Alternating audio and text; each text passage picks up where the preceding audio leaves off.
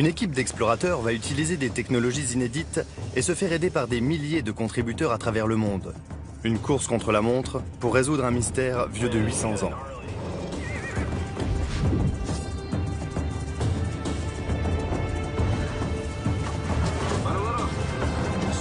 Il y a un orage violent là-bas. Je m'appelle Albert Lynn. Je suis à la recherche du tombeau de l'homme qui a régné sur l'un des plus grands empires de l'histoire, Gengis Khan.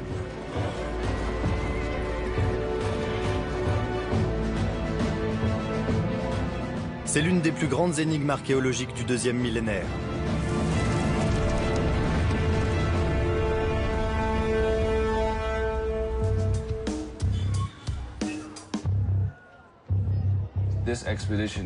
L'expédition aura lieu cet été.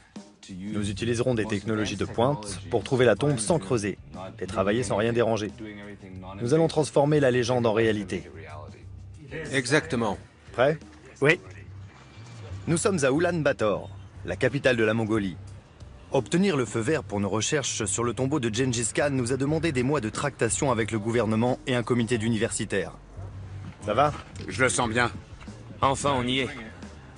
C'est le grand jour, nous sommes fin prêts. Nous avons 31 hommes, 14 chevaux, 11 ordinateurs portables, tout un arsenal de nouveaux outils, 4 chèvres et une grande part d'inconnus.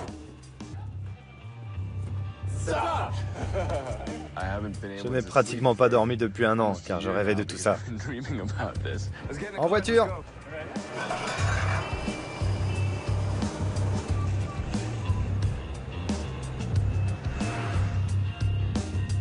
Mes principaux indices sont des textes historiques. Ce sont essentiellement des légendes vieilles de plusieurs siècles. Certaines prétendent qu'une montagne sacrée, le mont Burkhan Khaldoun, pourrait abriter la tombe.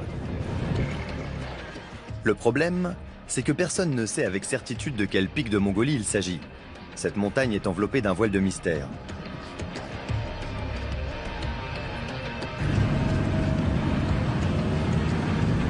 Gengis Khan est mort en 1227, à 65 ans environ.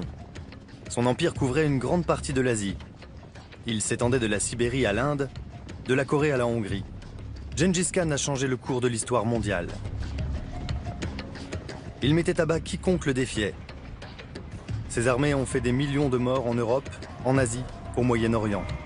Mais comme le récit des campagnes a été écrit par ses ennemis, Gengis Khan est surtout perçu en Occident comme un guerrier sauvage et assoiffé de sang. C'est une vision tronquée.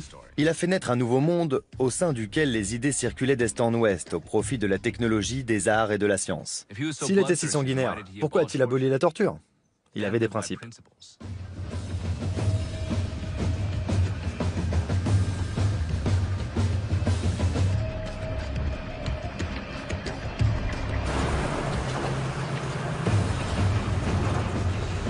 L'une d'elles prétend qu'une princesse captive dont il devait faire sa concubine l'aurait assassinée.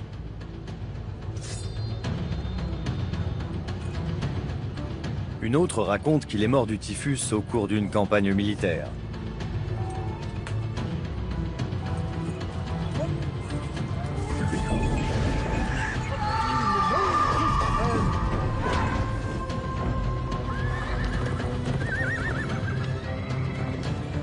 On dit aussi qu'il aurait succombé en faisant ce qu'il aimait par-dessus tout, attraper des chevaux sauvages.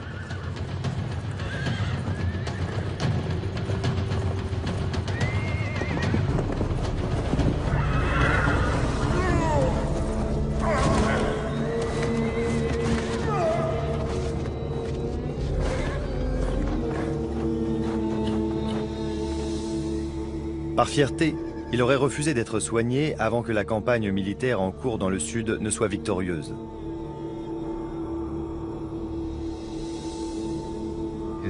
Sa mort risquait de rendre l'empire mongol vulnérable. Elle a été tenue secrète. Ces événements ont eu lieu il y a près de 800 ans. La piste ne sera pas facile à remonter. Il faut exploiter tous les indices et utiliser tous les outils, notamment les textes historiques. À en croire l'un de ces récits, la dépouille de Gengis Khan aurait été purifiée et enveloppée dans du feutre blanc pour la préparer au long voyage vers sa demeure éternelle, la montagne sacrée. Mais où se trouve-t-elle au juste?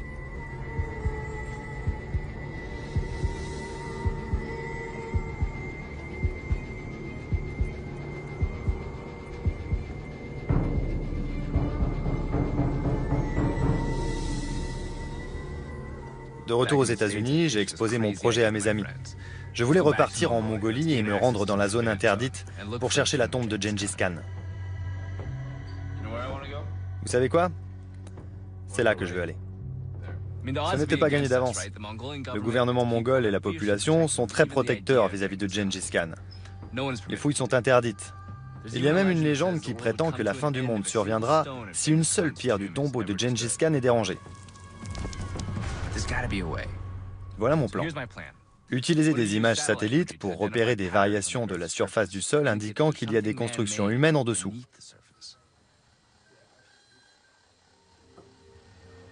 Mon idée était d'effectuer des fouilles sans avoir à creuser. Et je savais exactement à qui m'adresser pour cela. Je voulais m'entourer de gens capables de sortir des sentiers battus.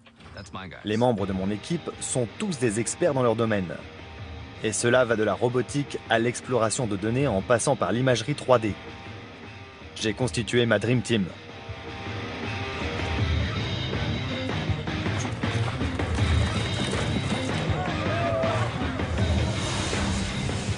J'ai aussi à mes côtés un archéologue de National Geographic, Fred Ibert, et le professeur Chokt Ocherin Ichort, un des plus grands spécialistes de l'histoire mongole.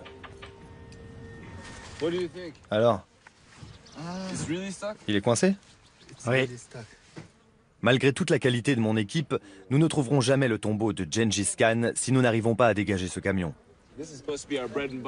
On en a besoin, mais vu comment il est embourbé, je sais pas comment on va faire.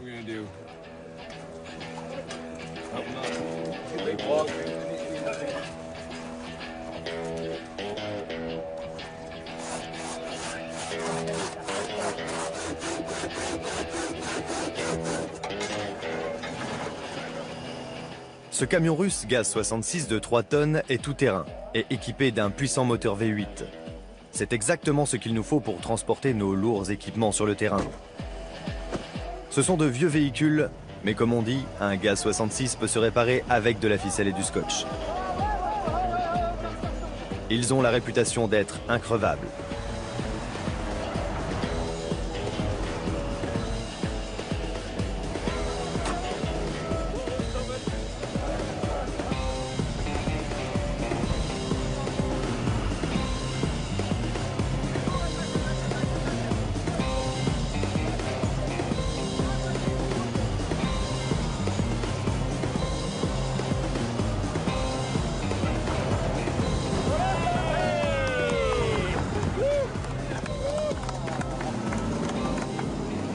Impec.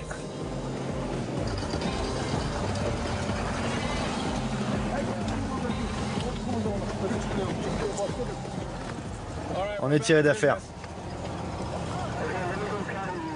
Nous poursuivons notre route vers le nord sur ce que nous pensons être l'itinéraire emprunté par l'escorte funéraire de Gengis Khan. Nous traversons des paysages d'une magnifique rudesse. C'est ici qu'est né Gengis Khan et qu'il a vécu son enfance douloureuse.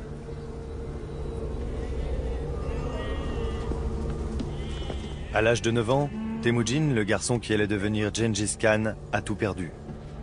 Son père a été assassiné et sa famille abandonnée par sa propre tribu. Temujin, sa mère, ses frères et sa sœur ont été livrés en pâture à la steppe.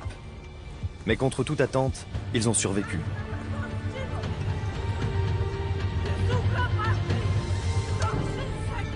Dans le cœur du garçon, un feu qui allait changer le monde venait de s'allumer.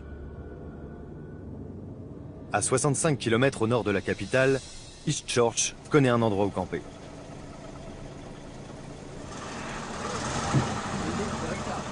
La journée a été longue.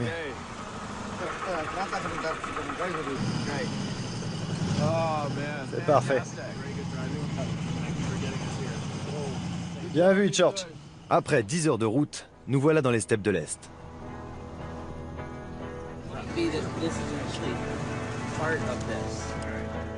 Il faut s'installer maintenant.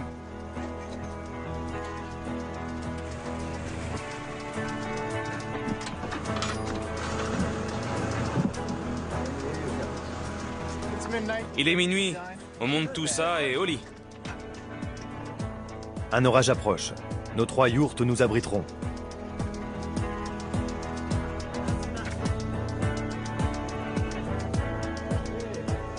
Ce sont des structures polyvalentes extrêmement simples et malgré tout chaudes et parfaitement étanches. Depuis plus de 1000 ans, les nomades les transportent à travers la steppe.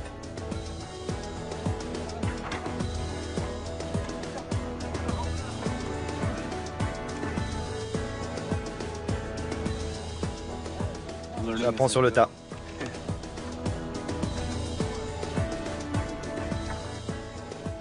Beaucoup de gens m'ont fait confiance. Certains ont mis leur vie entre parenthèses, investi de l'argent, du temps, et on m'a donné accès à cette terre sacrée. Je n'ai pas le droit de les décevoir. Les éclairs nocturnes ont des allures de présage. Nous saurons demain s'il était bon ou mauvais. Nous approchons de la zone interdite. Le jour se lève à 4 heures, tant mieux. Aucun de nous n'est venu ici pour se reposer. On se trouve dans une vallée située juste au sud de la zone interdite de Mongolie du Nord. Elle a probablement fait partie du domaine sacré établi par Gengis Khan. Personne ne sait quelle montagne nous cherchons. On connaît son nom, mais sans savoir de laquelle il s'agit. Il n'y a jamais eu de carte. À en croire la légende, pourchassé par une tribu ennemie qui venait d'enlever sa femme, Temujin, le jeune homme qui allait devenir Gengis Khan, aurait fui et trouvé refuge dans le Burkhan Khaldun.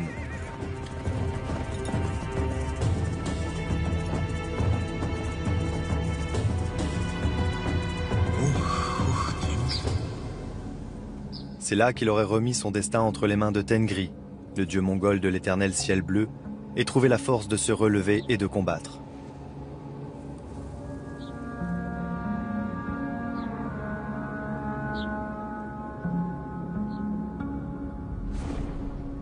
Après avoir passé 3 jours sur la montagne, il est parti récupérer sa femme et se faire proclamer Gengis Khan, le souverain universel. Une incroyable transformation s'est opérée sur le Burkhan Khaldun. C'est là que nous nous rendons. Enfin, si nous arrivons à le trouver. Le Burkhan Khaldun n'est pas qu'une montagne. C'est une chaîne montagneuse qui couvre plus de 12 000 km². Pour inspecter une telle superficie, il faudrait que plus d'une centaine d'archéologues passent toute leur vie à ne faire que ça. Nous avons demandé à des internautes de passer en revue tout ce secteur par le biais du réseau de computation. Ils vont nous dire où aller pour tenter de trouver le Burkhan Khaldun. Partout dans le monde, des gens nous aident dans nos recherches, grâce à ce que nous avons baptisé le réseau de computation.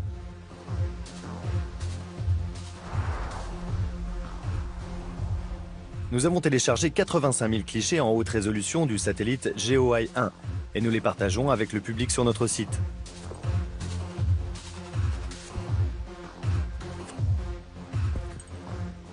À travers le monde, des scientifiques amateurs examinent ces images et signalent tout ce qui sort de l'ordinaire. Ce sont les données qui sont arrivées aujourd'hui? Oui, ce sont les derniers signalements qui nous ont été transmis. Des centaines de nos collaborateurs ont signalé une forme rectangulaire qui apparaît sur la carte satellite. Les lignes droites indiquent généralement une construction humaine. Les coordonnées GPS de la zone nous ont été transmises. Elle se trouve à moins de 4 km de notre campement. Nous partons l'étudier de plus près. Allez, en route. On a chargé les voitures. Et maintenant, on va prendre les chevaux pour monter dans les crêtes les plus élevées. On va examiner tous les endroits qui nous ont été signalés sur la montagne et tenter d'en savoir plus sur leur nature.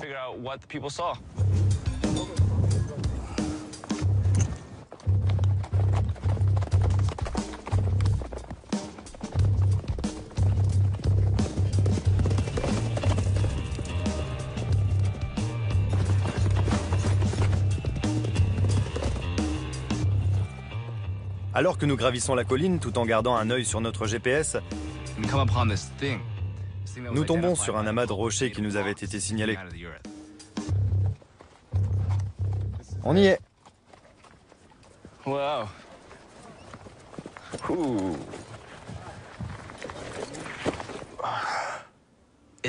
C'est clairement une tombe, mais elle est trop ancienne pour être celle de Gengis Khan.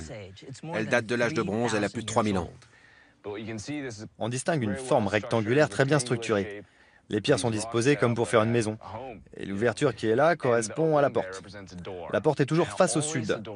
Le sud est dans cette direction.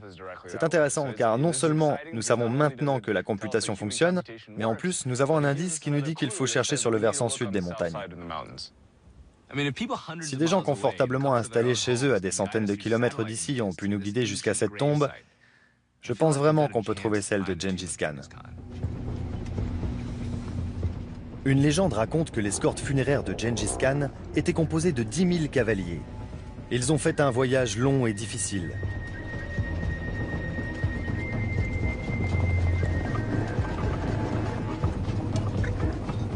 Sa mort était un secret d'État pour maintenir la stabilité de l'Empire. L'escorte a parcouru 1500 km avec des consignes très strictes. Il ne devait laisser aucun témoin. Tous les indices ont été effacés.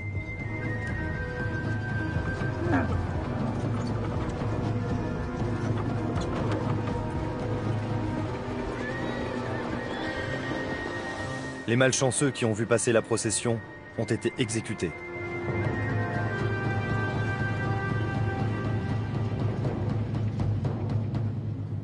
Nos collaborateurs internautes ont signalé d'autres sites dans le secteur. Que dis-tu de cette colline? Nous devons suivre ces pistes. Les tombes de l'âge de bronze sont intéressantes, mais nous ne sommes pas là pour ça.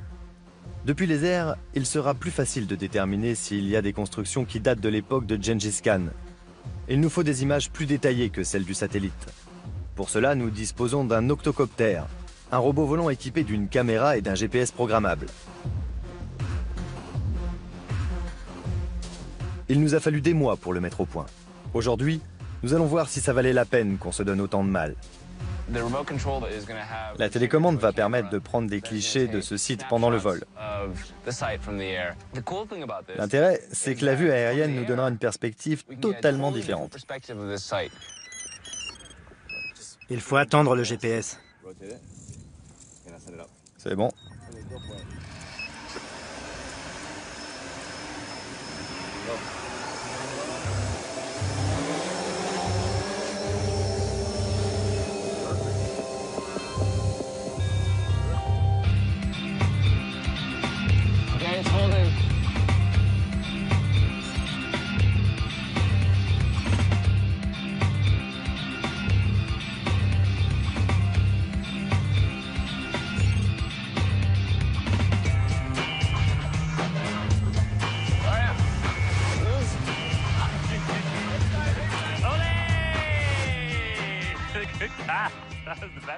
Nous faisons atterrir l'octocoptère et visionnons les images.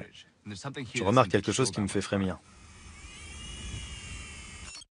Une tombe de l'âge de bronze a été pillée.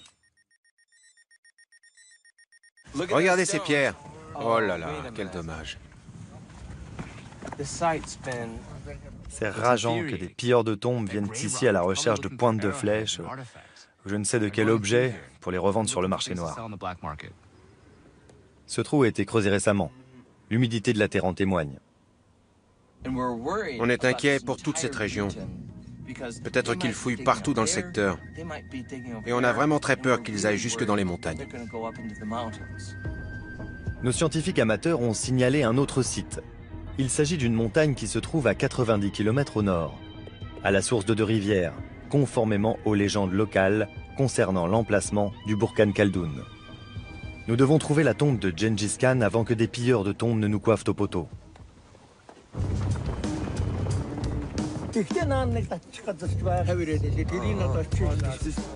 Bonne chance!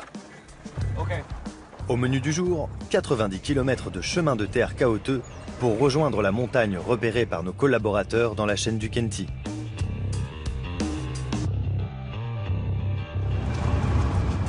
Si tout se passe bien, nous arriverons aux portes de la zone interdite avant la tombée de la nuit.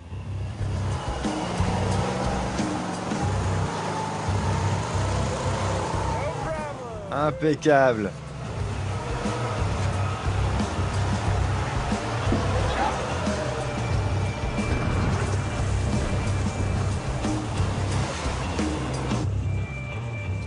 Trois heures plus tard, nous arrivons. Je m'attendais à voir des gardes armés et des barbelés. Mais en réalité, l'entrée de la zone interdite est davantage un symbole politique qu'une barrière physique. Où est Church? Il nous faut l'autorisation des autorités locales. Alors, nous attendons. Une fois de l'autre côté, nous serons au seuil du domaine sacré de Gengis Khan. 20 000 km² de paysages à la beauté saisissante.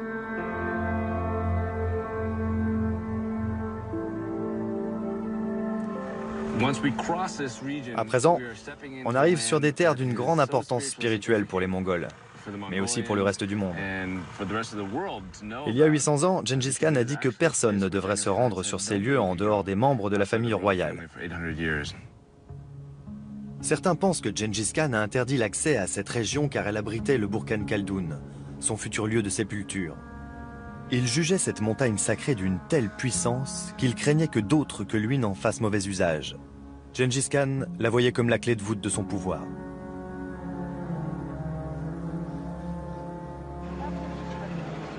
C'est bon, Church, on peut ouvrir.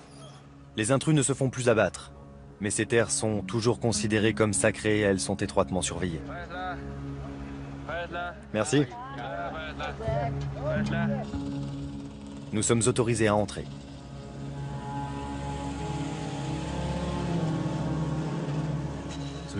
On a passé la barrière et dès les premiers pas, je suis resté sans voix. Je connaissais cet endroit par les textes anciens que j'avais lus, comme ceux écrits par Rachid al-Din au XIIIe siècle, ceux de Marco Polo, ou d'explorateurs du XIXe siècle qui parlaient de cette région interdite. Et là, j'y étais enfin.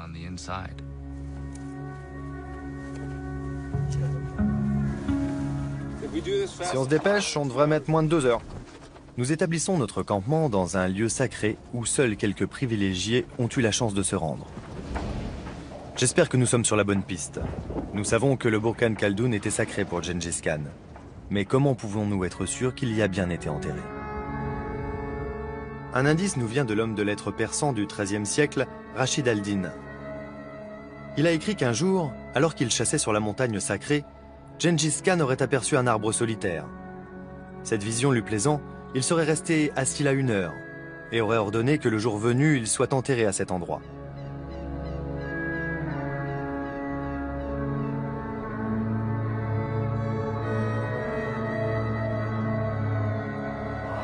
Souviens-toi de cet endroit.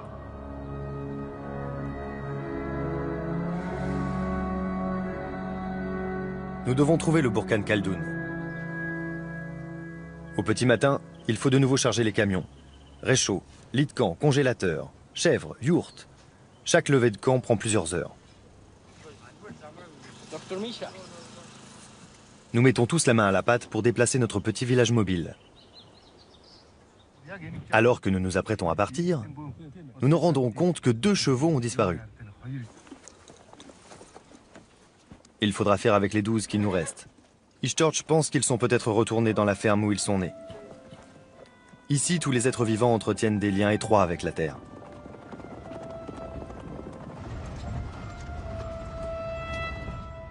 Les véhicules et les chevaux entament le trajet de 40 km en direction de l'Est.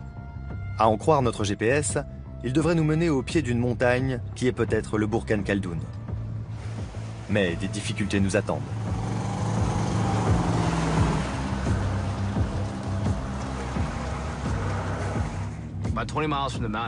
À une trentaine de kilomètres de la montagne, on est arrivé à la rivière sacrée de Kerulen. Elle était gorgée des pluies qui venaient de tomber.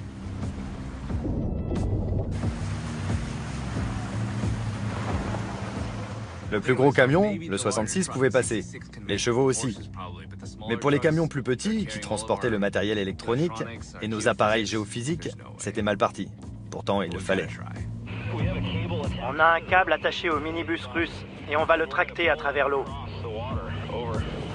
Comment tu te sens? Nerveux? C'est chaud, j'ai un peu la frousse.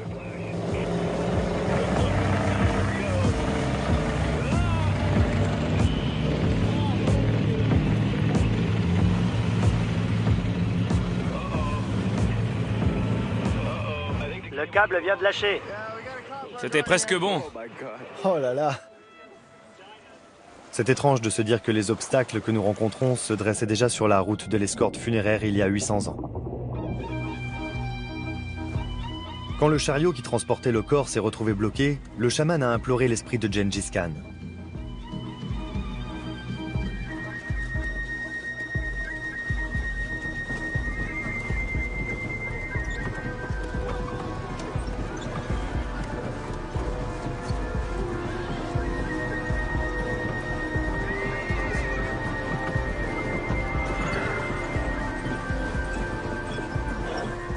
Nous n'avons pas de chaman, mais nous avons de la détermination.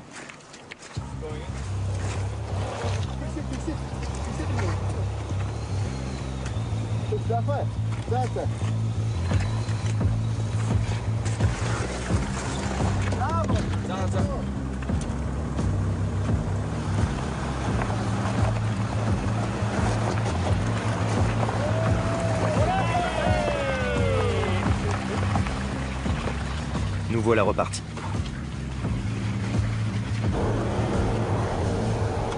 Nous atteignons les contreforts du Khenty.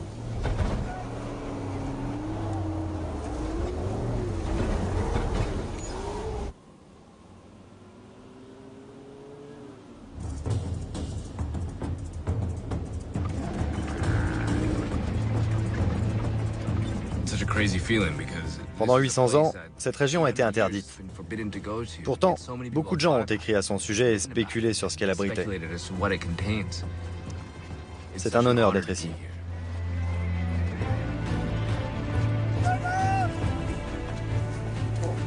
Il se fait tard. Notre GPS indique qu'il nous reste encore 2 heures de route avant de rejoindre la montagne signalée par les internautes. Nous ne voulons pas rester coincés là pour la nuit et nous croisons les doigts pour que les camions ne nous lâchent pas.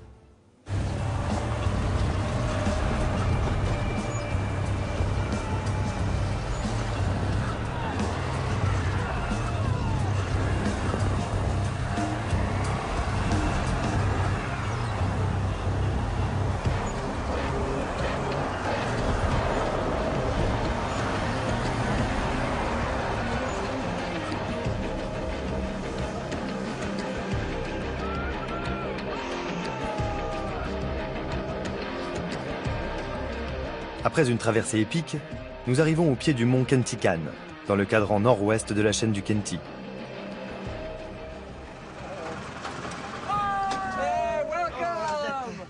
Bienvenue. Bien joué. On a réussi. L'histoire secrète des Mongols. Une chronique rédigée une vingtaine d'années après la mort de Gengis Khan nous apprend que le Burkhan Khaldoun se trouve à la source de 2 rivières, comme ici.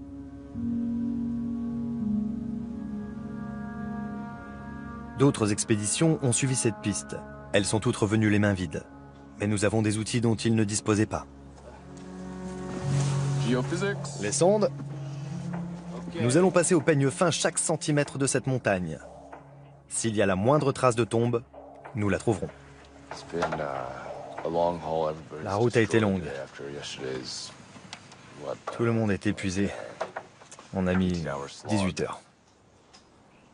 Nous installons notre campement au pied de la montagne. Demain, nous y grimperons. Mais pour l'heure, repos.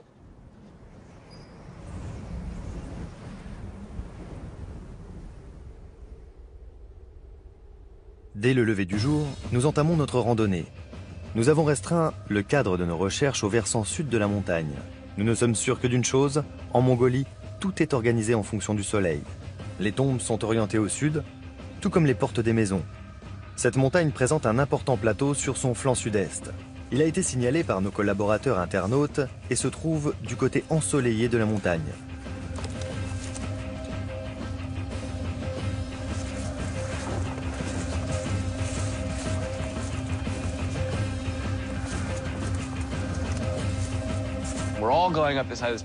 On a tous gravi cette montagne.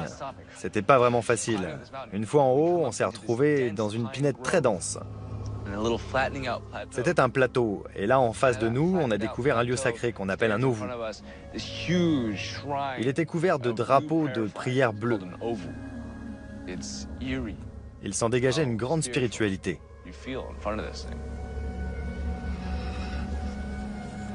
L'Ovu indique que des gens sont venus ici pour faire des offrandes.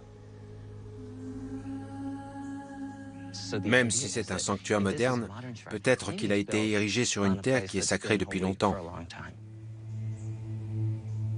Ce site nécessite de recevoir une inspection plus poussée et un nom. Il est baptisé site archéologique numéro 1, ou Archéo 1 pour faire plus court. Nous quadrillons le périmètre.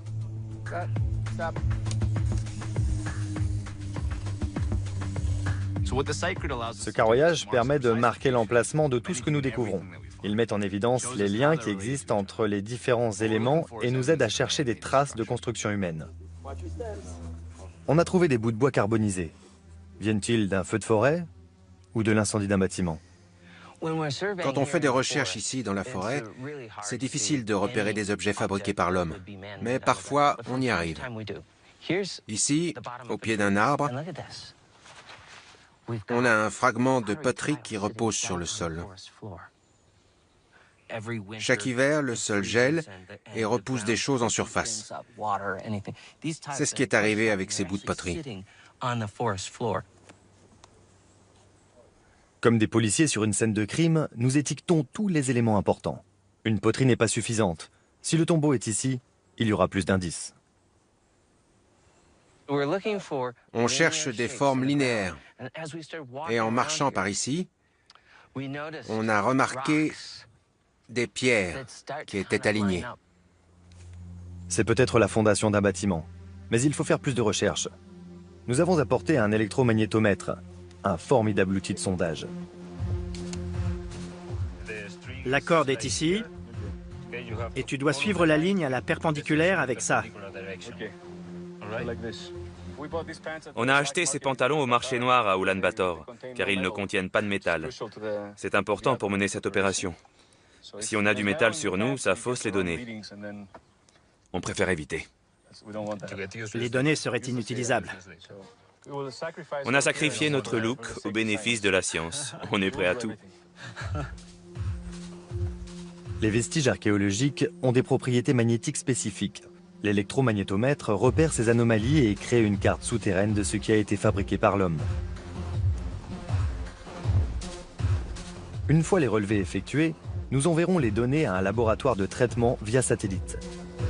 S'il y a quelque chose sous nos pieds, nous en serons informés dès demain matin.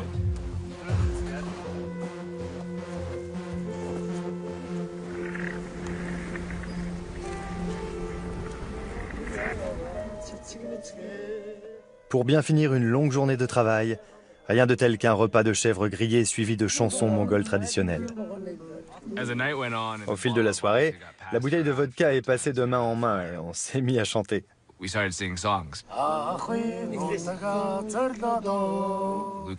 Luke avait sa guitare, il a chanté des chansons qu'il connaissait, et ensuite ça a été au tour des Mongols. En fait, toutes leurs chansons parlaient soit de guerre, soit de mère.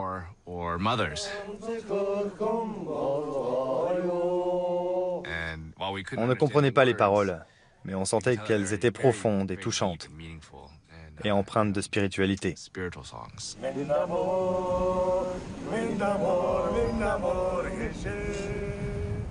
Au petit matin, les relevés de la veille nous apportent une surprise.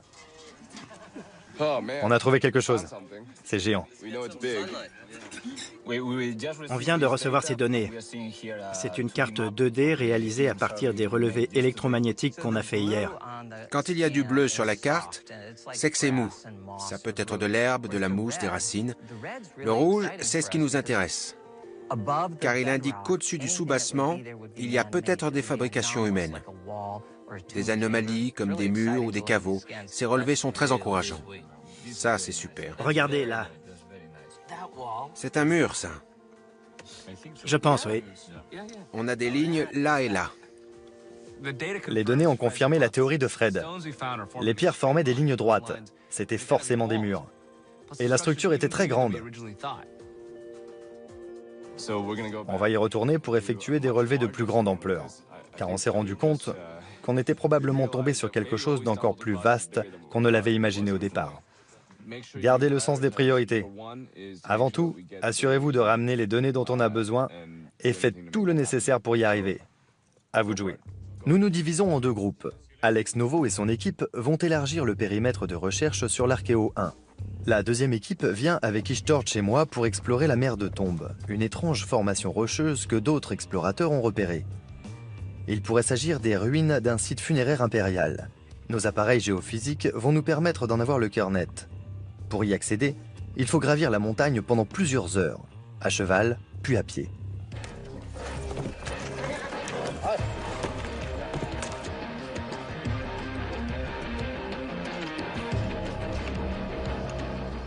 La voilà, la mer de Tombe.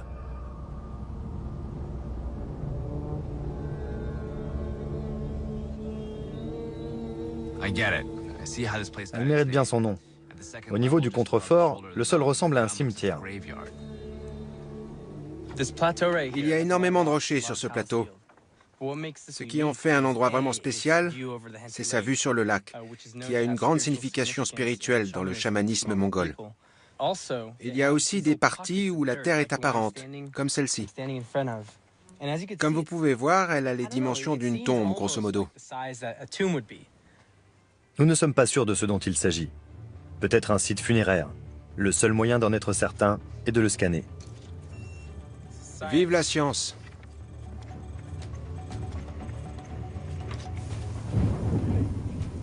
Tout à coup, un énorme orage surgit de nulle part. Si vous regardez dans cette vallée là-bas, vous pouvez voir ce qui nous arrive dessus. Avec son système d'imagerie sur le dos, Shay est un véritable paratonnerre humain. Il risque d'être violent. Il faut y aller, Shay. Peut-être qu'une force qui nous dépasse refuse que nous trouvions la tombe. Il faut quitter cette montagne. Qu'est-ce qui se passe? Vous devriez commencer à plier bagages. Il tombe des trompes d'eau de l'autre côté et ça vient droit sur nous. Nous n'avons pas le temps de finir le relevé. Nous rangeons le matériel et décampons du sommet. Archéo 1, un gros orage vient vers vous. Nous, on redescend. Je n'avais encore jamais vu de front orageux se déplacer à une telle vitesse. Nous arrivons au campement secoué, mais en un seul morceau. Salut! Ça s'est bien passé? Il a fallu quitter la crête. Je m'inquiète un peu de ce que le terrain fait endurer à l'équipe. Tout le monde est épuisé. J'ai vu des éclairs. Il est possible que ça fasse sortir des ours. Il y a une chose qui m'aide à me remettre les idées en place. C'est de regarder la vallée derrière moi. C'est un paysage que l'on peinerait à imaginer. Il est presque surréaliste. L'orage passe au-dessus de nous, et le lendemain matin, il fait meilleur. On est reparti dans la montagne. Les chemins de terre étaient détrempés à cause de l'orage. On voyait les traces de son passage tout autour de nous. Oh là là, il vient de tomber? Oui, Sur le flanc de la montagne, il y avait des arbres écroulés partout. Il y en avait notamment un juste en haut de la piste, au beau milieu de l'Archéo 1. Si on était resté sur place plus longtemps la veille, on aurait pu se faire tuer. Mais c'est l'enthousiasme qui prime. Nous avons une chance incroyable. cet arbre est tombé, et dans ses racines,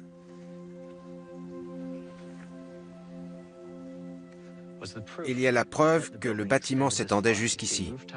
On voit des tuiles, des briques, des céramiques, comme si la montagne nous les avait offertes en cadeau.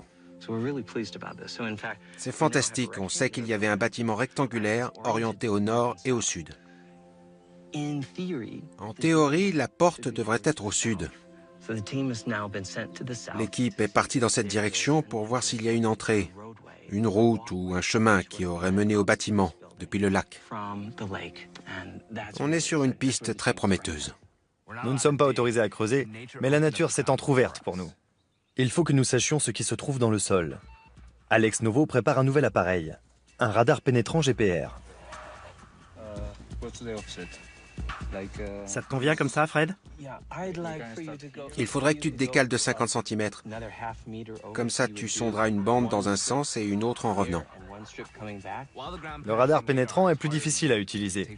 Il demande plus de temps, mais il voit plus profond et avec une meilleure résolution que l'électromagnétomètre. On peut intégrer les données dans un logiciel et reconstituer ce qui se trouve sous nos pieds en 3D. Il permet un découpage horizontal, comme si on creusait, et il permet des découpes verticales pour visualiser les vestiges souterrains. 8,83 m pour le premier profil. Puis il y a les arbres. J'adore ce radar. Cet appareil dernier cri permet de creuser sans pelle et de mettre au jour un passé enterré.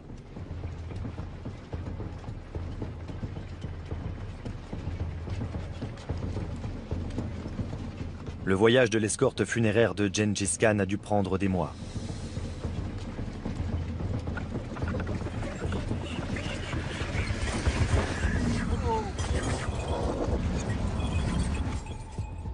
Une fois sur place, le chaman a indiqué le lieu où l'enterrer. Le lieu sacré est ici.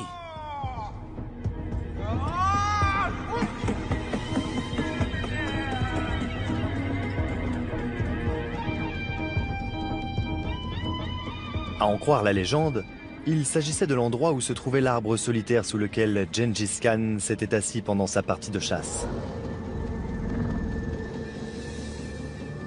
Il était de retour dans sa montagne, comme il l'avait souhaité.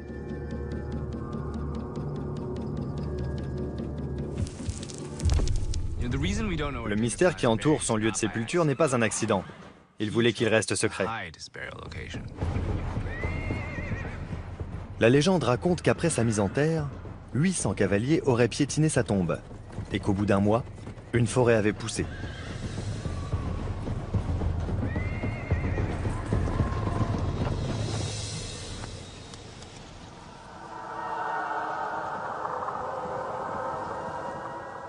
Comme si les arbres avaient conspiré pour cacher sa tombe.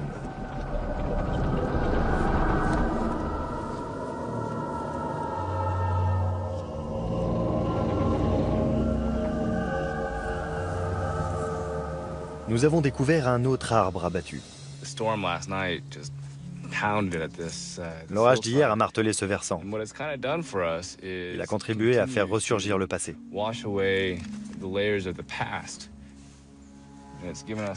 Il a fait apparaître des choses comme celle-ci, qui se trouvaient dans les racines. C'est une tuile de façade parfaitement préservée qui nous vient d'un toit en céramique. Elle est splendide. Mais ce que je trouve le plus intéressant, c'est que quand on la retourne, on peut voir les empreintes digitales de l'artisan qui l'a fabriquée. C'est fou. Je peux passer mes doigts et reproduire le geste de celui qui l'a fabriquée il y a bien longtemps. On ne sait pas encore de quand elle date, mais on le découvrira grâce à la datation par thermoluminescence. Cette technologie permet d'évaluer avec précision la date de cuisson d'une céramique. Quand elle est chauffée à plus de 250 degrés, la structure cristalline de la céramique est modifiée et des électrons sont piégés. Grâce à un programme d'étalonnage, nous sommes capables de comparer sa dose de rayonnement au sol avoisinant et de déterminer avec précision quand la céramique a été cuite. Après avoir fini de sonder la zone de recherche au radar pénétrant, nous descendons de la montagne pour traiter les données. Qu'y a-t-il sous la surface de l'Archéo 1 et à quoi cela ressemblera-t-il en 3D? Pendant que nous attendons les résultats, nous nous détendons un peu. Les membres de mon équipe sont doués dans beaucoup de domaines, mais pour ce qui est de la lutte mongole, il y a encore des progrès à faire. Alex termine de traiter les données et de préparer les supports visuels. Les images en 3D sont enfin prêtes. C'est ce qui nous vient du radar pénétrant. On a une vue en 3D de la structure. Là, on a le mur externe. Pile là où tu as fait partir le carroyage, Fred. C'est bien ça, hein? Oui, exactement. Les zones rouges correspondent aux fondations des murs.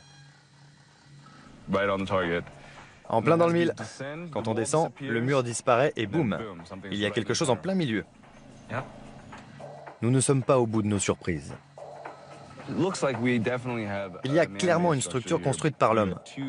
On distingue deux rectangles emboîtés, mais celui du milieu, à en croire ces images, est plus bas que le mur extérieur. C'est peut-être un caveau funéraire qui se trouverait sous une sorte de temple. C'est fou ce qu'on arrive à obtenir sans même creuser. Merci messieurs, beau travail. Il est trop tôt pour tirer des conclusions. Il nous manque la datation des poteries et des échantillons de bois brûlés. Fred est plus sceptique que moi, la science demande du temps.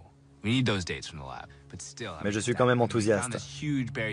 On a trouvé cette grande structure enterrée qui ressemble à un temple et on a récolté des débris sur ce qui pourrait bien être la montagne sacrée. Du point de vue géographique, elle cadre avec les textes que nous avons trouvés. Et elle se trouve au centre de la zone interdite.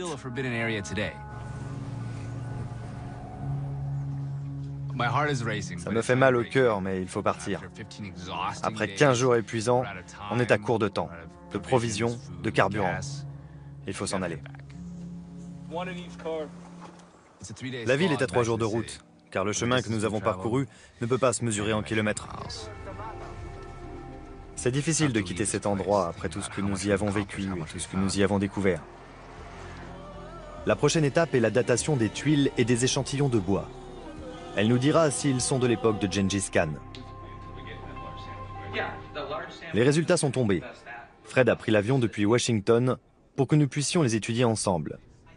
Je suis dans tous mes états, et les nouvelles sont encore meilleures que je ne l'espérais. Le 742, c'est du bois. Oh, C'est exactement la période, Albert.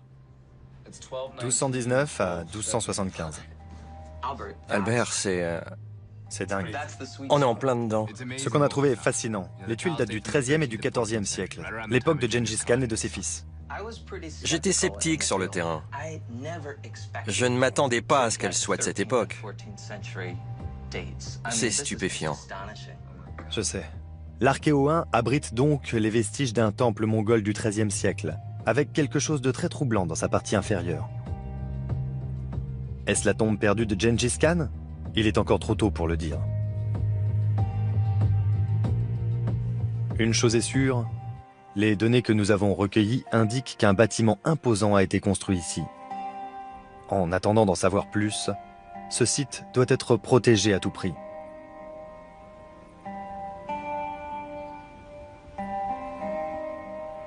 Nous allons présenter nos clichés et nos résultats au gouvernement mongol. J'aurai l'impression que nous avons atteint nos objectifs si nos découvertes renforcent les mesures de protection et le sentiment de fierté des Mongols vis-à-vis de leurs montagnes sacrées. Il y a 3 ans, alors que je dormais sur le canapé d'un ami, j'ai fait un rêve qui a pris possession de moi. Je suis parti à la recherche d'un tombeau secret, dans une zone interdite. Mais ce que j'ai cherché était peut-être sous mes yeux depuis le début. On raconte que celui qui cherche Gengis Khan n'a qu'à plonger dans le regard de n'importe quel nomade, et il l'y trouvera.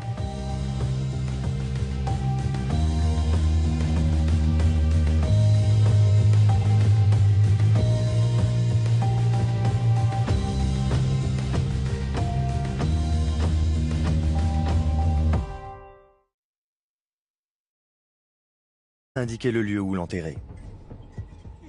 Le lieu sacré est ici.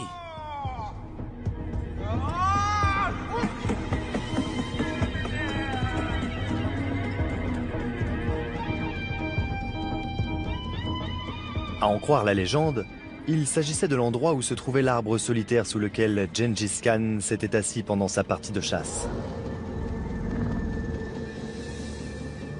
Il était de retour dans sa montagne, comme il l'avait souhaité.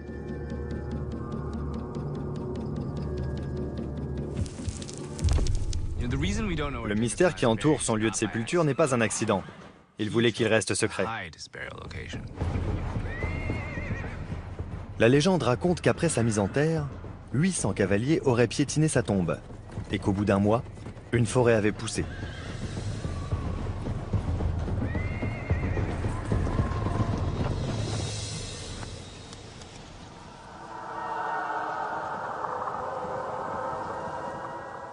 Comme si les arbres avaient conspiré pour cacher sa tombe.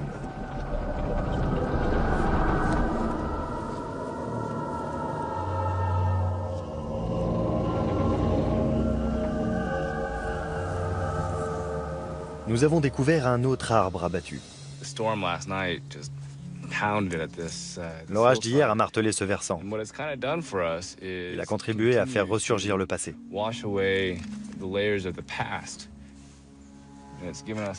Il a fait apparaître des choses comme celle-ci, qui se trouvaient dans les racines.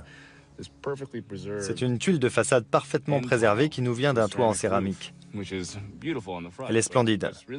Mais ce que je trouve le plus intéressant, c'est que quand on la retourne, on peut voir les empreintes digitales de l'artisan qui l'a fabriquée. C'est fou. Je peux passer mes doigts et reproduire le geste de celui qui l'a fabriquée il y a bien longtemps. On ne sait pas encore de quand elle date, mais on le découvrira grâce à la datation par thermoluminescence. Cette technologie permet d'évaluer avec précision la date de cuisson d'une céramique. Quand elle est chauffée à plus de 250 degrés, la structure cristalline de la céramique est modifiée et des électrons sont piégés.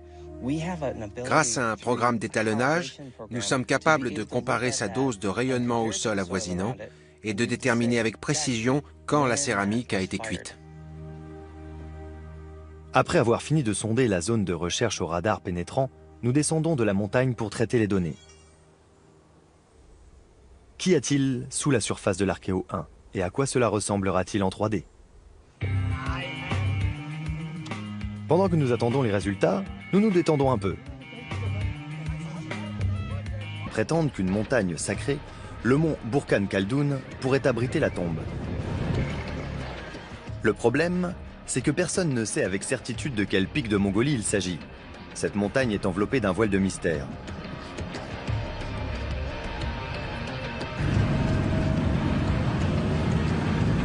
Gengis Khan est mort en 1227, à 65 ans environ. Son empire couvrait une grande partie de l'Asie. Il s'étendait de la Sibérie à l'Inde, de la Corée à la Hongrie. Gengis Khan a changé le cours de l'histoire mondiale. Il mettait à bas quiconque le défiait. Ses armées ont fait des millions de morts en Europe, en Asie, au Moyen-Orient. Mais comme le récit des campagnes a été écrit par ses ennemis, Gengis Khan est surtout perçu en Occident comme un guerrier sauvage et assoiffé de sang. C'est une vision tronquée. Il a fait naître un nouveau monde au sein duquel les idées circulaient d'est en ouest au profit de la technologie, des arts et de la science. S'il était si sanguinaire, pourquoi a-t-il aboli la torture? Il avait des principes.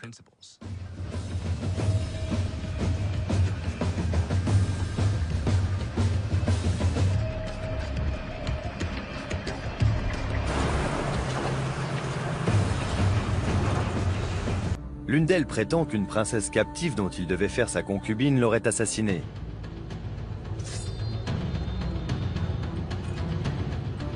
Une autre raconte qu'il est mort du typhus au cours d'une campagne militaire.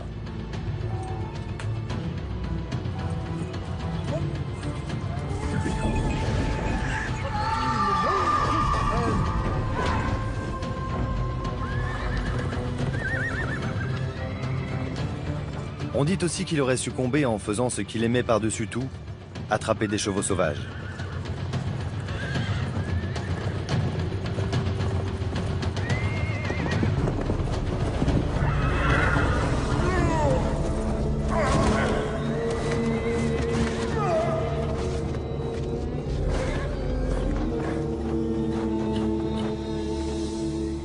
Par fierté, il aurait refusé d'être soigné avant que la campagne militaire en cours dans le sud ne soit victorieuse.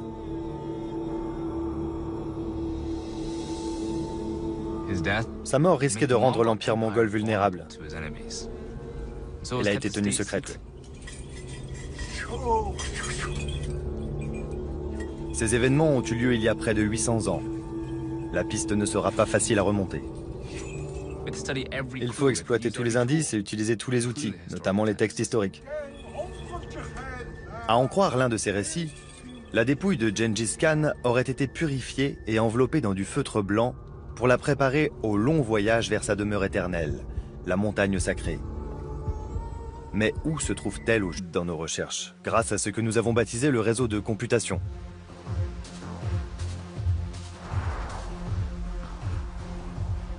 Nous avons téléchargé 85 000 clichés en haute résolution du satellite GeoEye-1 et nous les partageons avec le public sur notre site.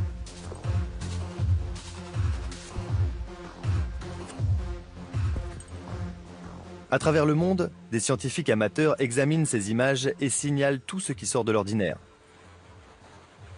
Ce sont les données qui sont arrivées aujourd'hui?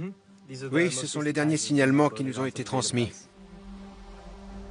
Des centaines de nos collaborateurs ont signalé une forme rectangulaire qui apparaît sur la carte satellite. Les lignes droites indiquent généralement une construction humaine. Les coordonnées GPS de la zone nous ont été transmises. Elle se trouve à moins de 4 km de notre campement. Nous partons l'étudier de plus près. Allez, en route. On a chargé les voitures. Et maintenant, on va prendre les chevaux pour monter dans les crêtes les plus élevées. On va examiner tous les endroits qui nous ont été signalés sur la montagne et tenter d'en savoir plus sur leur nature.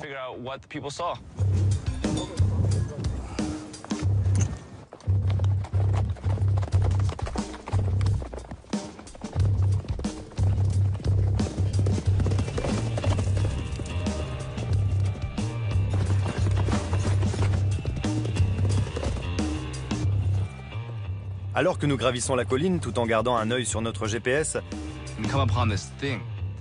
nous tombons sur un amas de rochers qui nous avait été signalé. On y est.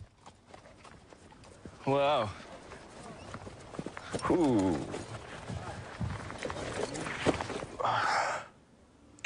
C'est clairement une tombe, mais elle est trop ancienne pour être celle de Gengis Khan. Elle date de l'âge de bronze, elle a plus de 3000 ans. On distingue une forme rectangulaire très bien structurée. Les pierres sont disposées comme pour faire une maison. Et l'ouverture qui est là correspond à la porte. La porte est toujours face au sud.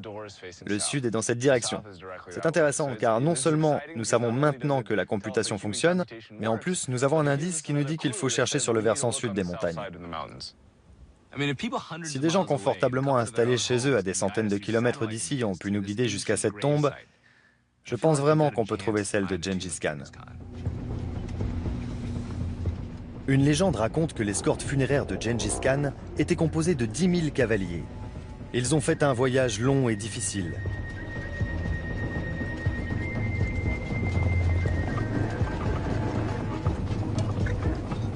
Sa mort était un secret d'État pour maintenir la stabilité de l'Empire. L'escorte a parcouru 1500 km avec des consignes très strictes. Il ne devait être blanc pour la préparer au long voyage vers sa demeure éternelle, la montagne sacrée. Mais où se trouve-t-elle au juste ?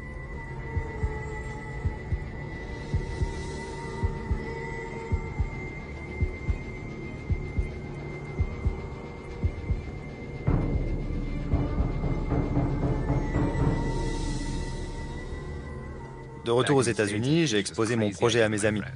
Je voulais repartir en Mongolie et me rendre dans la zone interdite pour chercher la tombe de Gengis Khan. Vous savez quoi? C'est là que je veux aller. Ce n'était pas gagné d'avance. Le gouvernement mongol et la population sont très protecteurs vis-à-vis de Gengis Khan. Les fouilles sont interdites. Il y a même une légende qui prétend que la fin du monde surviendra si une seule pierre du tombeau de Gengis Khan est dérangée. Voilà mon plan. Utiliser des images satellites pour repérer des variations de la surface du sol indiquant qu'il y a des constructions humaines en dessous.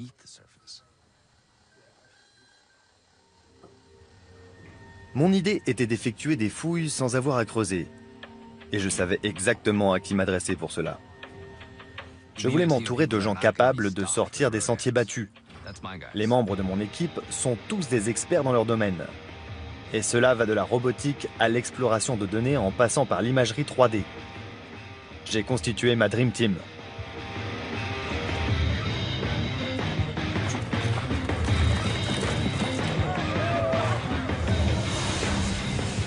J'ai aussi à mes côtés un archéologue de National Geographic, Fred Ibert, et le professeur Chokt Ocherin Ichort, un des plus grands spécialistes de l'histoire mongole.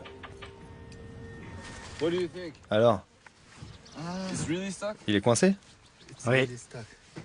Malgré toute la qualité de mon équipe, nous ne trouverons jamais le tombeau de Gengis Khan si nous n'arrivons pas à dégager ce camion. On en a besoin, mais vu comment il est embourbé, je sais pas comment on va faire.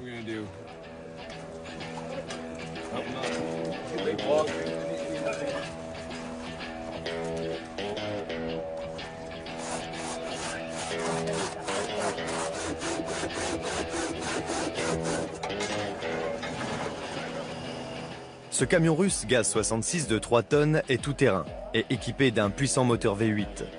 C'est exactement ce qu'il nous faut pour transporter nos lourds équipements sur le terrain. Ce sont de vieux véhicules, mais comme on dit, un Gaz-66 peut se réparer avec de la ficelle et du scotch. Ils ont la réputation d'être increvables.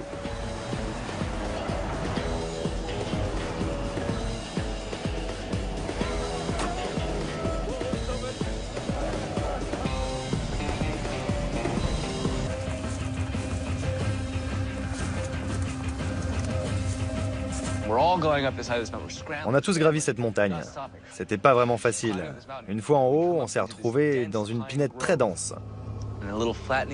C'était un plateau, et là en face de nous, on a découvert un lieu sacré qu'on appelle un ovu.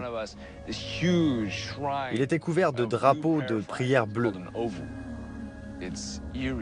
Il s'en dégageait une grande spiritualité.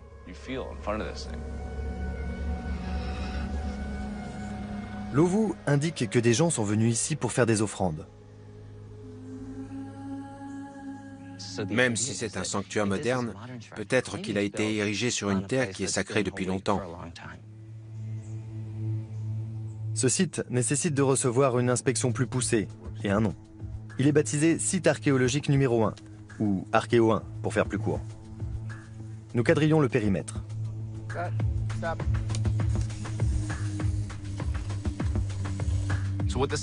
Ce carroyage permet de marquer l'emplacement de tout ce que nous découvrons.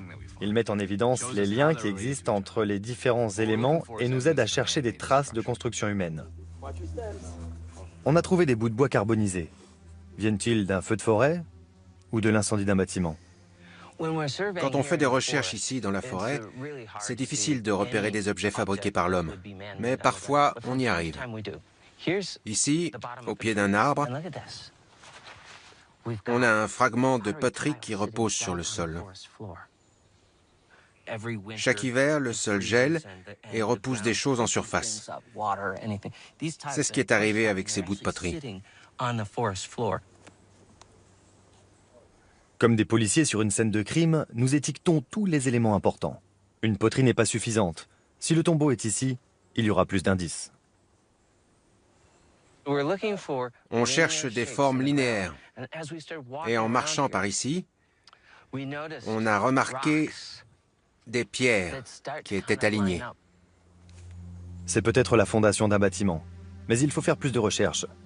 Nous avons apporté un électromagnétomètre, un formidable outil de sondage. La corde est ici, et tu dois suivre la ligne à la perpendiculaire avec ça. On a acheté ces pantalons au marché noir à Ulaanbaatar, car ils ne contiennent pas de métal. C'est important pour mener cette opération. Si on a du métal sur nous, ça fausse les données. On préfère éviter. Les données seraient inutilisables. On a sacrifié notre look au bénéfice de la science. On est prêt à tout. Les vestiges archéologiques ont des propriétés magnétiques spécifiques. L'électromagnétomètre repère ces anomalies. Jour, 90 km de chemin de terre chaotique pour rejoindre la montagne repérée par nos collaborateurs dans la chaîne du Khenty.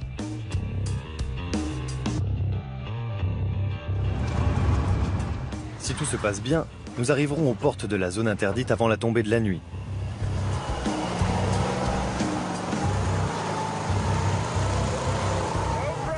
Impeccable!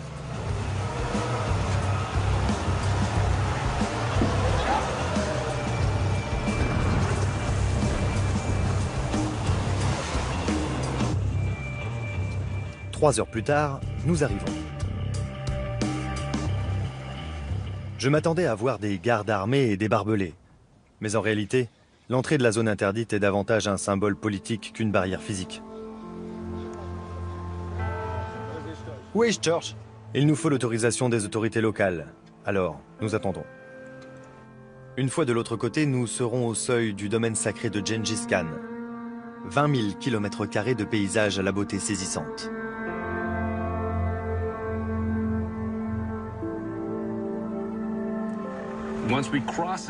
À présent, on arrive sur des terres d'une grande importance spirituelle pour les Mongols. mais aussi pour le reste du monde. Il y a 800 ans, Gengis Khan a dit que personne ne devrait se rendre sur ces lieux en dehors des membres de la famille royale. Certains pensent que Gengis Khan a interdit l'accès à cette région car elle abritait le Burkhan Khaldoun, son futur lieu de sépulture. Il jugeait cette montagne sacrée d'une telle puissance qu'il craignait que d'autres que lui n'en fassent mauvais usage. Gengis Khan la voyait comme la clé de voûte de son pouvoir.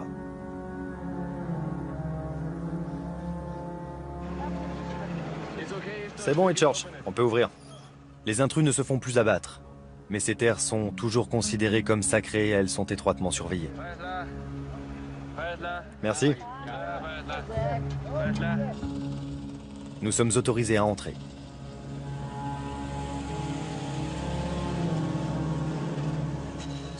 On a passé la barrière et dès les premiers pas, je suis resté sans voix. Je connaissais cet endroit par les textes anciens que j'avais lus, comme ceux écrits par Rachid al-Din au XIIIe siècle, ceux de Marco Polo, ou d'explorateurs du XIXe siècle qui parlaient de cette région interdite. Et là, j'y étais enfin.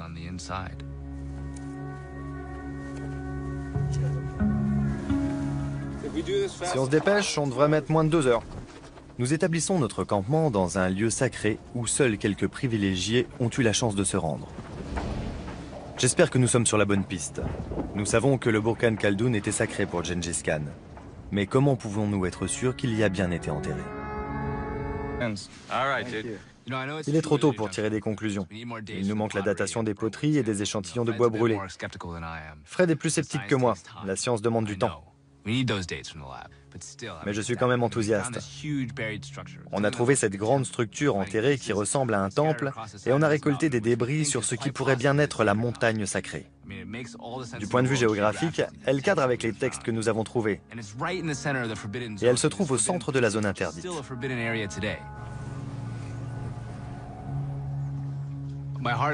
Ça me fait mal au cœur, mais il faut partir. Après 15 jours épuisants, on est à court de temps, de provisions, de carburant. Il faut s'en aller. La ville est à 3 jours de route, car le chemin que nous avons parcouru ne peut pas se mesurer en kilomètres. C'est difficile de quitter cet endroit après tout ce que nous y avons vécu et tout ce que nous y avons découvert. La prochaine étape est la datation des tuiles et des échantillons de bois. Elle nous dira s'ils sont de l'époque de Gengis Khan. Les résultats sont tombés. Fred a pris l'avion depuis Washington pour que nous puissions les étudier ensemble. Je suis dans tous mes états, et les nouvelles sont encore meilleures que je ne l'espérais. Le 742, c'est du bois. Oh, C'est exactement la période, Albert. 1219 à 1275. Albert, C'est dingue. on est en plein dedans. Ce qu'on a trouvé est fascinant. Les tuiles datent du XIIIe et du XIVe siècle, l'époque de Gengis Khan et de ses fils. J'étais sceptique sur le terrain. Je ne m'attendais pas à ce qu'elle soit de cette époque. C'est stupéfiant. Je sais. L'Archéo 1 abrite donc les vestiges d'un temple mongol du XIIIe siècle, avec quelque chose de très troublant dans sa partie inférieure. Est-ce la tombe perdue de Gengis Khan? Il est encore trop tôt pour le dire. Une chose est sûre, les données que nous avons recueillies indiquent qu'un bâtiment imposant a été construit ici. En attendant d'en savoir plus, ce site doit être protégé à tout prix.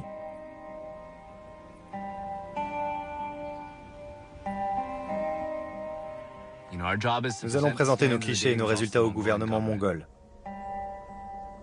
J'aurais l'impression que nous avons atteint nos objectifs si nos découvertes renforcent les mesures de protection et le sentiment de fierté des Mongols vis-à-vis de leurs montagnes sacrées.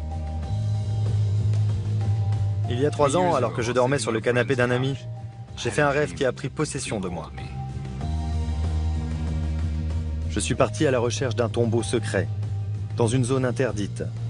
Mais ce que j'ai cherché était peut-être sous mes yeux depuis le début.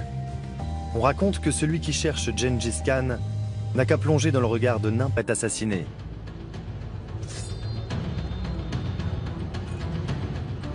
Une autre raconte qu'il est mort du typhus au cours d'une campagne militaire.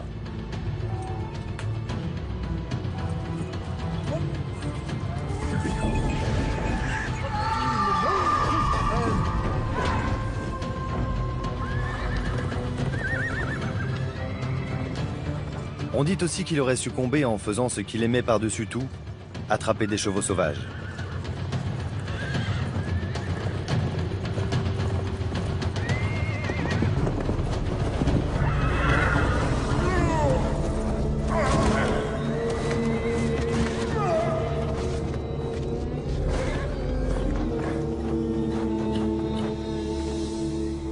Par fierté, il aurait refusé d'être soigné avant que la campagne militaire en cours dans le sud ne soit victorieuse.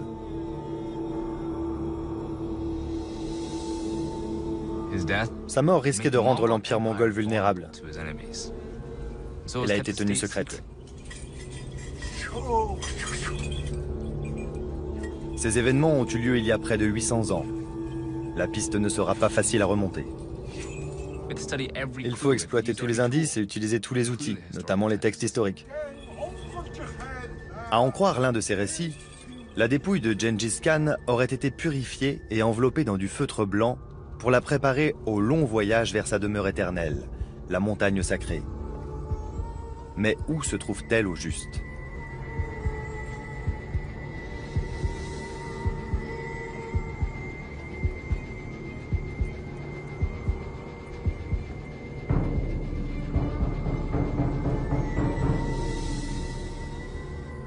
De retour aux États-Unis, j'ai exposé mon projet à mes amis. Je voulais repartir en Mongolie et me rendre dans la zone interdite pour chercher la tombe de Gengis Khan. Vous savez quoi? C'est là que je veux aller. Ce n'était pas gagné d'avance. Le gouvernement mongol et la population sont très protecteurs vis-à-vis de Gengis Khan. Les fouilles sont interdites. Il y a même une légende qui prétend que la fin du monde surviendra si une seule pierre du tombeau de Gengis Khan est dérangée.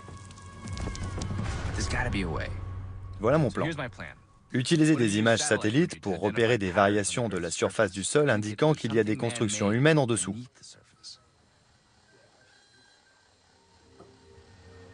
Mon idée était d'effectuer des fouilles sans avoir à creuser.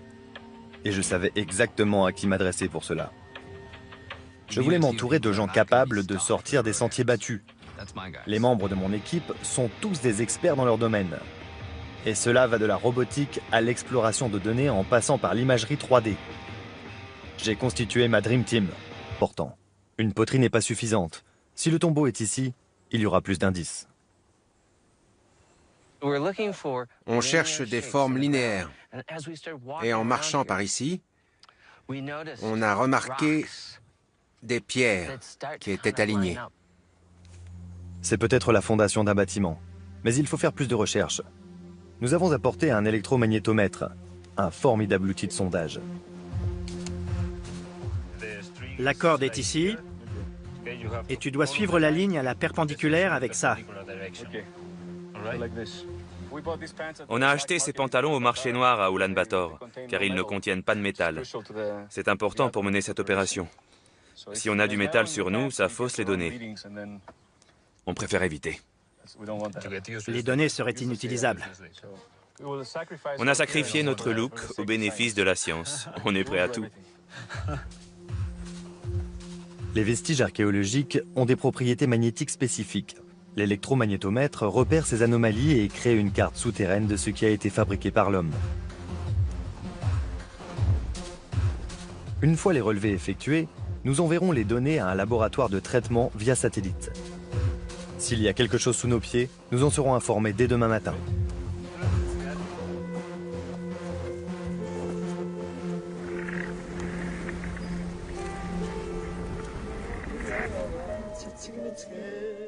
Pour bien finir une longue journée de travail, rien de tel qu'un repas de chèvre grillé suivi de chansons mongoles traditionnelles.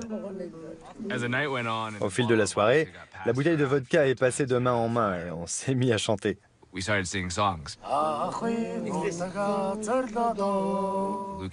Luke avait sa guitare, il a chanté des chansons qu'il connaissait, et ensuite ça a été au tour des Mongols. En fait, toutes leurs chansons parlaient soit de guerre, soit de mère. On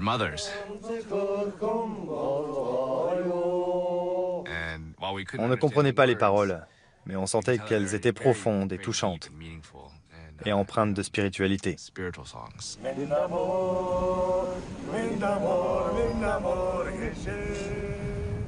Au petit matin, les relevés de la veille nous apportent une surprise. On a trouvé quelque chose. C'est géant. On vient de recevoir ces données. C'est une carte 2D réalisée à partir des relevés électromagnétiques qu'on a fait hier. Quand il y a du bleu sur la carte, c'est que c'est mou. Ça peut être de l'herbe, de la mousse, des racines. Le rouge, c'est ce qui nous intéresse, car il indique qu'au-dessus du soubassement, il y a peut-être des fabrications humaines. Des anomalies comme des murs ou des caveaux. Ces relevés sont très encourageants. Ça, c'est super. Regardez là. C'est un persan du XIIIe siècle, Rachid al-Din. Il a écrit qu'un jour, alors qu'il chassait sur la montagne sacrée, Gengis Khan aurait aperçu un arbre solitaire.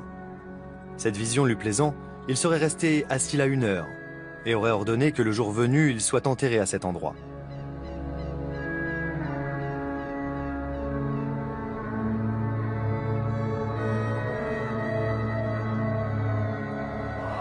Souviens-toi de cet endroit.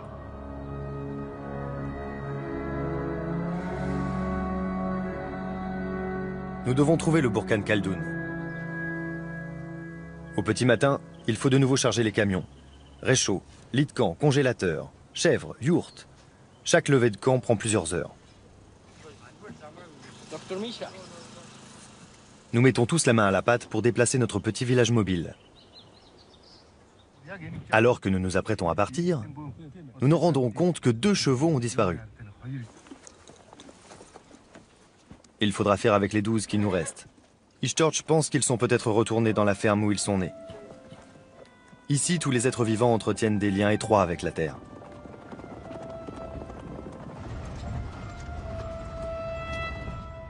Les véhicules et les chevaux entament le trajet de 40 km en direction de l'est. À en croire notre GPS, il devrait nous mener au pied d'une montagne qui est peut-être le Burkhan Khaldoun. Mais des difficultés nous attendent.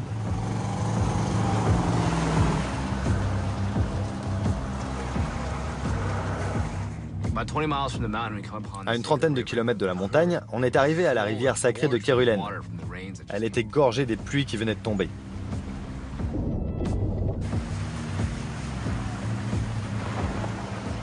Le plus gros camion, le 66, pouvait passer.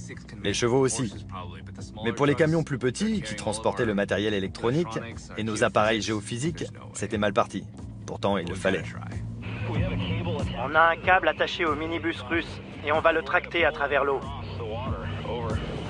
Comment tu te sens? Nerveux? C'est chaud, j'ai un peu la frousse.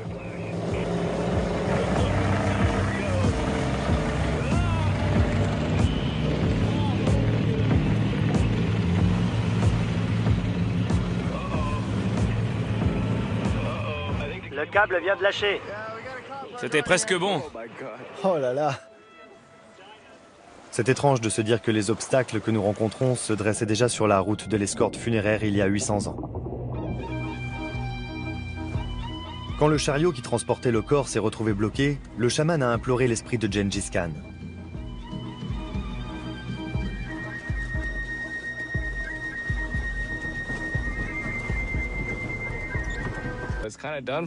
Il a contribué à faire ressurgir le passé.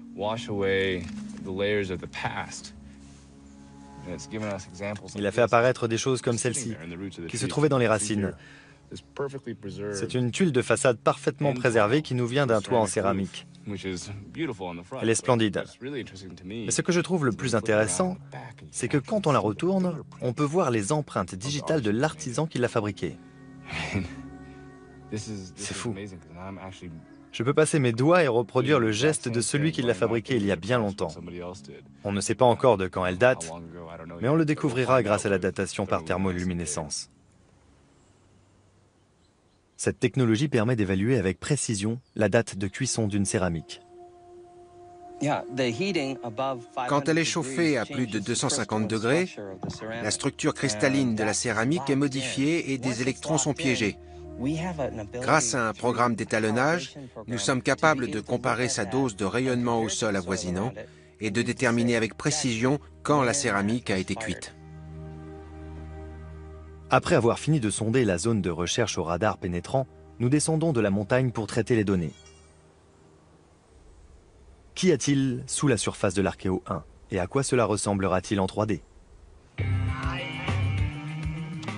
Pendant que nous attendons les résultats, nous nous détendons un peu. Les membres de mon équipe sont doués dans beaucoup de domaines, mais pour ce qui est de la lutte mongole, il y a encore des progrès à faire.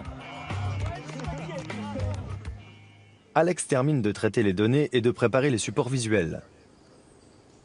Les images en 3D sont enfin prêtes. C'est ce qui nous vient du radar pénétrant. On a une vue en 3D de la structure. Là, on a le mur externe, pile là où tu as fait partir le carroyage, Fred.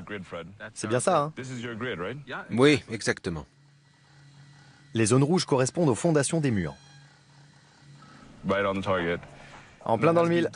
Quand on descend, le mur disparaît et boum, il y a quelque chose en plein milieu. Nous ne sommes pas au bout de nos surprises. Il y a clairement une structure construite par l'homme. On distingue 2 rectangles emboîtés, mais celui du milieu, à en croire ces images, est plus bas que le mur extérieur. C'est peut-être un caveau funéraire qui se trouverait sous une sorte de temple. C'est fou ce qu'on arrive à obtenir sans même creuser. Merci messieurs, beau travail. Il est trop tôt pour tirer des conclusions. Il nous manque la datation des poteries et des échantillons de bois brûlés. Fred est plus sceptique que moi. La science demande du temps. Mais je suis quand même enthousiaste.